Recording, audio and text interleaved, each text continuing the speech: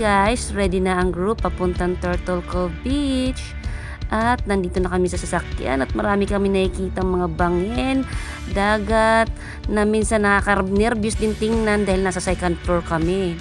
So yun, baba na tayo dahil nandun sa pinakababa ang Turtle Cove Beach. So kung papansin nyo, napakahaba-haba itong lalakarin natin pababa. Iniisip ko pa lang, oh Diyos ko, baka pagbalik hingalin talaga ako nito. Wow, mayroon din palang mini falls. Siguro ito'y papunta din sa dagat, sa pababa. So yun, lakad pa tayo ulit.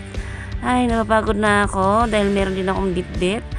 At malapit na ba? Wow. So nandito na tayo sa Welcome to Turtle Cove Beach. At ito na nga yung kabuuan ng picture ng Turtle Cove Beach.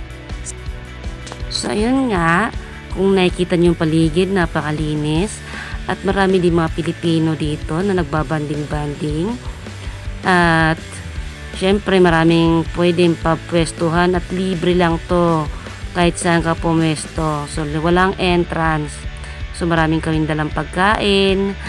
At syempre selfie bago maligo. At napalit na ako ng aking susutin dahil ito na yung panligo ko.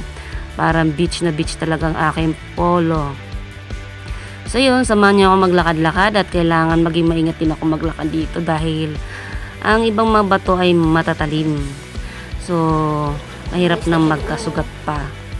So yun, napakaganda ng beach dahil hindi siya maalon. Masarap nang maligo. Tara, iligo na natin to. Samahan niyo na ako. At eto na nga, nag-selfie na kami. Yung mga outfit nila na pang swimming nila. So yun guys. Sa uulitin at salamat sa banding natin dito sa Turtle Cove Beach. Ingat kayo. Thank you.